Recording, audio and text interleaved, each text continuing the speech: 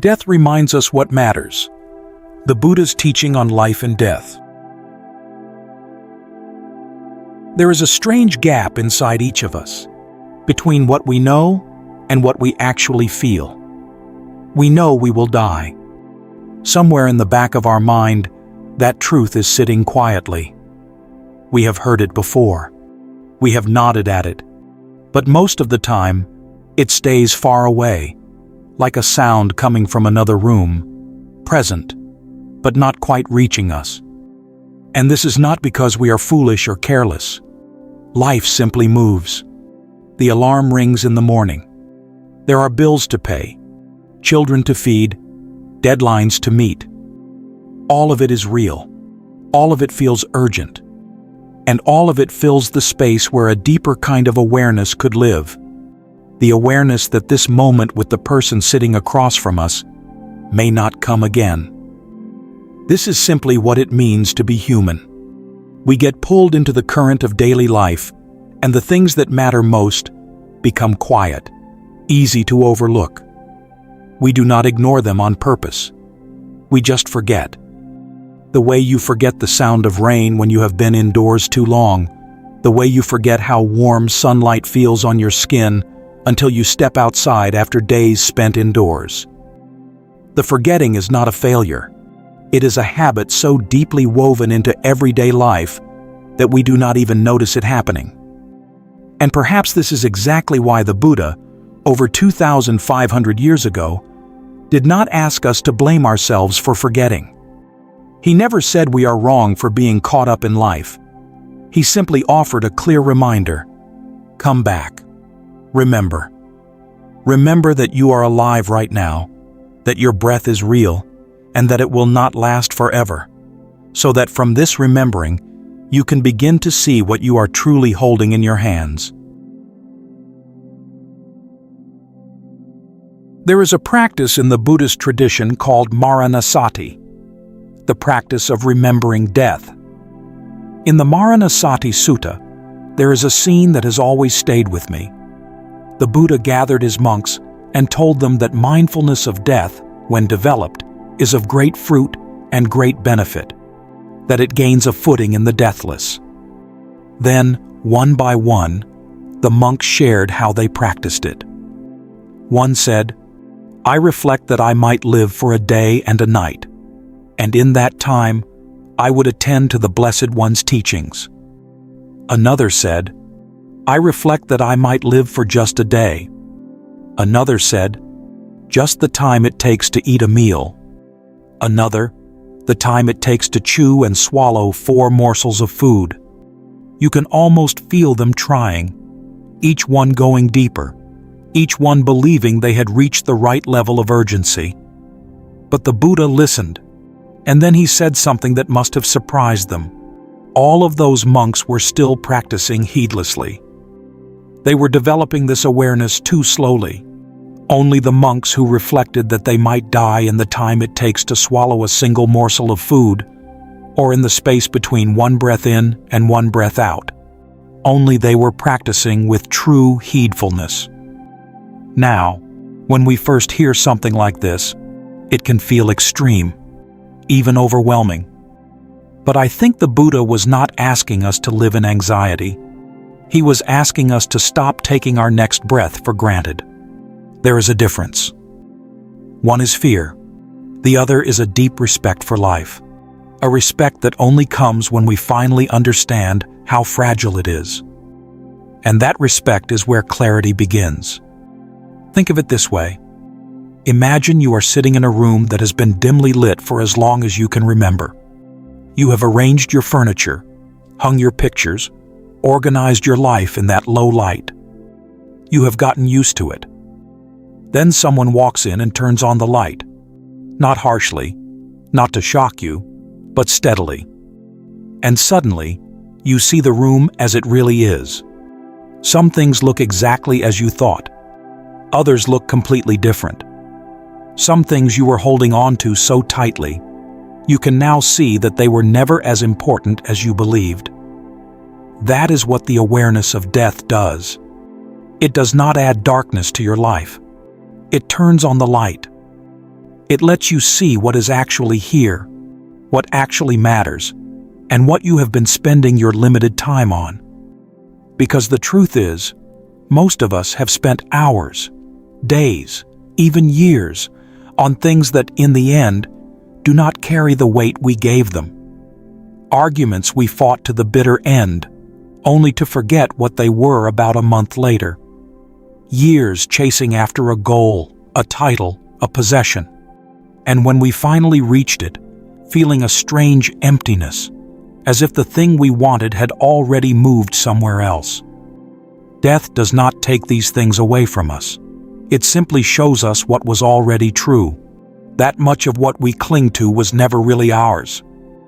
Our grip was tight, but the object was always passing through. And when we can see that, clearly, honestly, without turning away, something shifts inside us. We loosen our grip. We stop fighting so hard for things that do not deserve our energy. And we start to notice the things that were always there, waiting for our attention. The people we love, the kindness we have yet to offer, the life that is happening right now, in this very breath. The Buddha once laid out 5 truths that he asked every person, not just monks, not just nuns, but every human being, to reflect on every single day. These are found in the Upajjhana Sutta, and they are as simple as they are profound. The first, I am subject to aging. I have not gone beyond aging. The second, I am subject to illness. I have not gone beyond illness. The third, I am subject to death. I have not gone beyond death.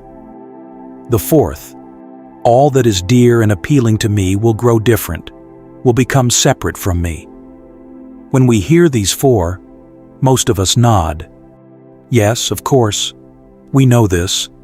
We have always known this. We may not like it, but we accept it, at least on the surface. But the Buddha explained something deeper about why these contemplations matter. He said that without reflecting on these truths, we fall into a kind of intoxication. We become drunk on our own youth, our own health, our own aliveness. A young person intoxicated with youth acts as though aging will never touch them. A healthy person intoxicated with health lives as though illness is something that happens to other people. And a living person intoxicated with life behaves as though death is always far away. Under that intoxication, the Buddha said, we conduct ourselves badly, in body, in speech, in mind. We say things we should not say. We do things we would not do if we truly understood how little time we have. These contemplations are the antidote to that intoxication. They bring us back to what is real. But the fifth one is where the Buddha asks us to stop and look more carefully. The fifth, I am the owner of my actions, heir to my actions, born of my actions, related through my actions, and I have my actions as my arbitrator. Whatever I do, for good or for evil, to that will I fall heir. This one does not slide down as easily, because it raises a question that we rarely sit with long enough. If we cannot take anything with us when we die, no money, no house, no car, no title, not even the hand of the person we love most, then what do we actually carry? The Buddha's answer is clear. We carry our actions. We carry the way we lived. Every word we spoke with care or carelessness. Every moment we chose to be present or chose to look away. Every act of generosity, of patience, of forgiveness, and every act of cruelty, of indifference, of cowardice. This is what the Buddha called karma, the simple, undeniable truth that our choices shape us. They shape our character, the quality of our relationships, the kind of person we become over the course of a lifetime. And when everything else falls away, and everything else will fall away, what remains is the imprint of how we lived. If you have ever sat beside someone in their final days, you may have noticed something. They do not talk about promotions. They do not wish they had worked more weekends. They do not regret failing to buy a bigger house. What they talk about, almost always, is love. The people they loved, the words they wish they had said, the moments they wish they had been fully present for, the grudges they wish they had let go of sooner. What surfaces in those final hours is regret, and regret, at its root, is the recognition of what mattered, arriving too late. And there is something worth noticing about this, because it tells us that, in some quiet corner of our hearts, we have always known what matters. The knowing was already there. It was simply buried, under deadlines, under ambitions, under the constant noise of a life that kept telling us to chase something more, something bigger, something further away. The dying person does not discover new wisdom. They simply stop running long enough to hear what was always true inside them. It is as if, when the noise of life finally quiets down, the signal becomes unmistakably clear. What mattered was never the things. It was the way we treated each other, the quality of our presence, the choices we made when no one was watching, when nothing was at stake except our own integrity. The Buddha saw this with complete clarity, and he offered it to us, plainly without drama, so that we would not have to wait until our last breath to understand it. Everything we have talked about so far, the awareness of death, the importance of how we live, the weight of our actions, all of that is true. And all of that is worth practicing for its own sake. But beneath all of it, there is a deeper layer, a foundation that gives everything else its full weight. And this is where the Buddha's teaching goes further than any other wisdom tradition I have encountered.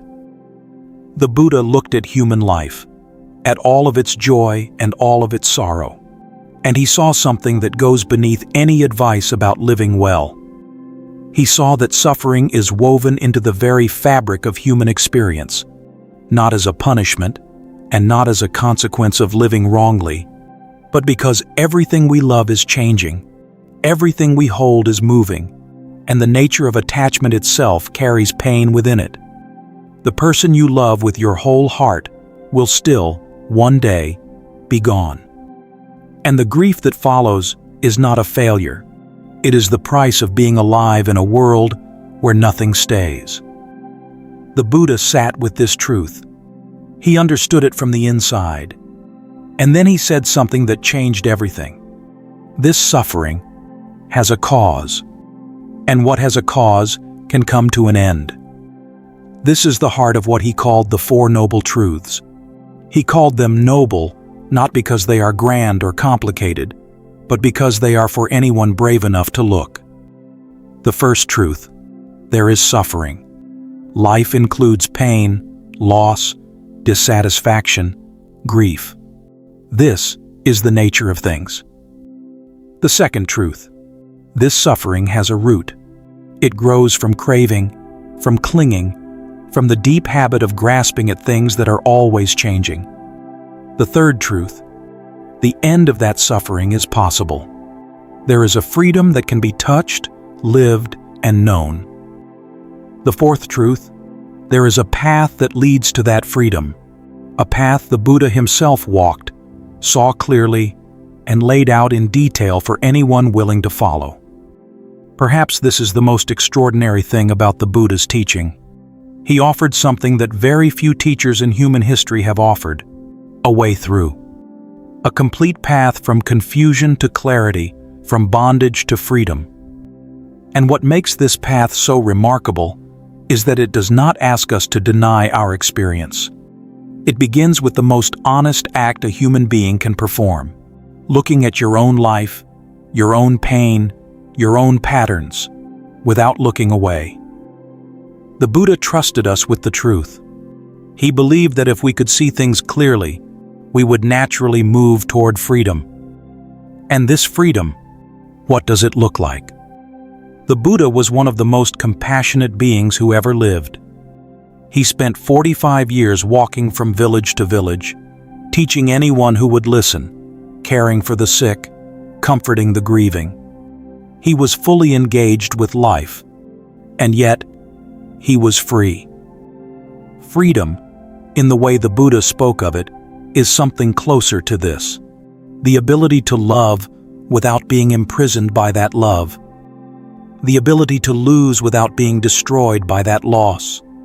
The ability to stand in the middle of a constantly changing world, where everything arises and passes away, and to remain steady, present, and at peace. That is what death, understood clearly, ultimately points toward.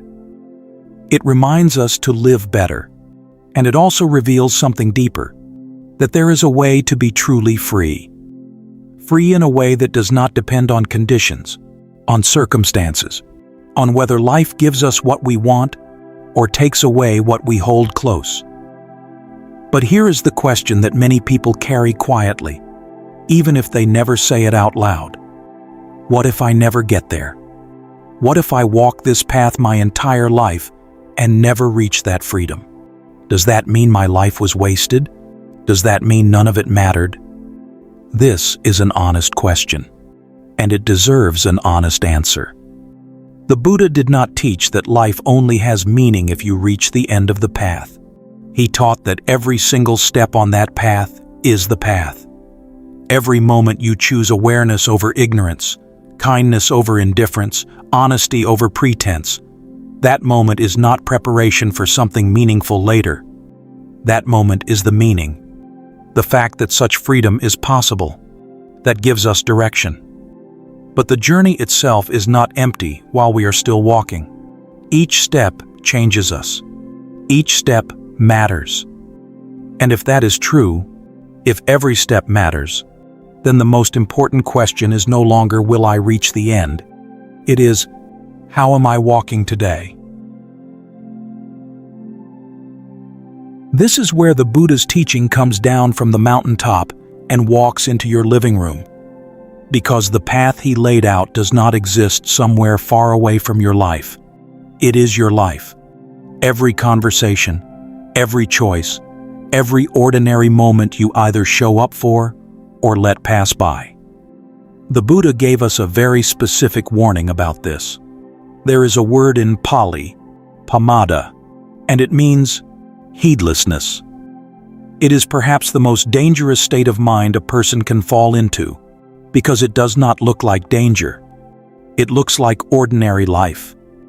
It is the state of sleepwalking through your own days, knowing what matters, but not acting on it, seeing what is valuable, but not protecting it, having time, right now, today, and letting it drain away as though there will always be more. Pamada is when you know your father is getting older, and you think, I will visit him next month. And then next month becomes the month after that, until one day, that option is no longer available to you. Pamada is when you know you owe someone an apology, and you tell yourself, I will say it when the time is right.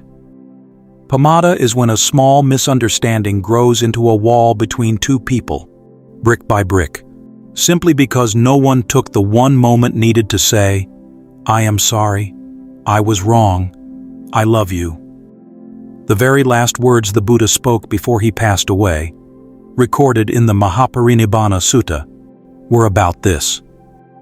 After a lifetime of teaching, after thousands of discourses, after guiding countless beings toward liberation, his final instruction was as simple as it was urgent.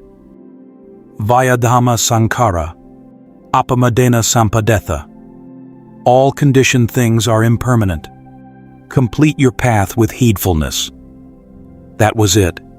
His last breath carried that one word, apamada, heedfulness. Do not be heedless. Do not fall asleep. Whatever time you have, use it. Whatever love you carry, give it. Whatever truth you know, live it. And this is where the Buddha's teaching meets us exactly where we are, in the most ordinary moments that make up the fabric of a life. Because the Noble Eightfold Path does not exist only in monasteries and meditation halls. Right speech is the way you speak to your mother on the phone tonight. Right action is the way you hold your child's hand on the walk to school tomorrow. These are not side notes in the teaching.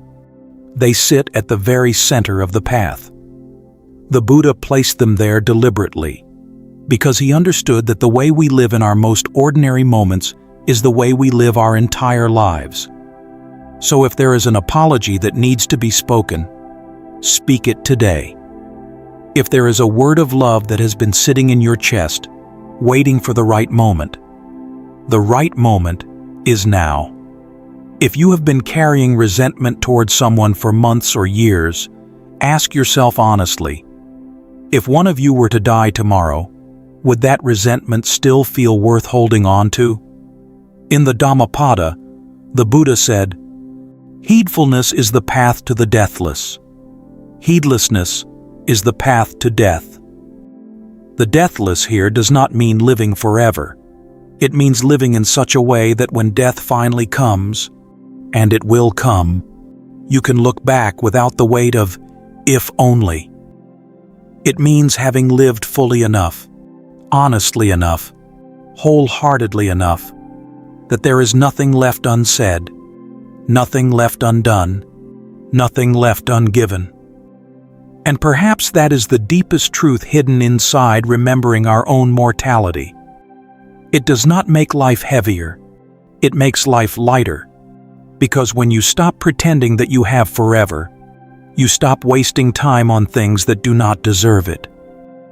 You forgive more easily because you understand, in your bones, that the grudge you are holding is heavier than anything you think the other person did to you. Death is not the enemy. It has never been the enemy. It is the teacher who has been standing behind us all along, waiting for us to turn around. And when we finally do, it says only this: you are still here. You still have time. Do not waste it.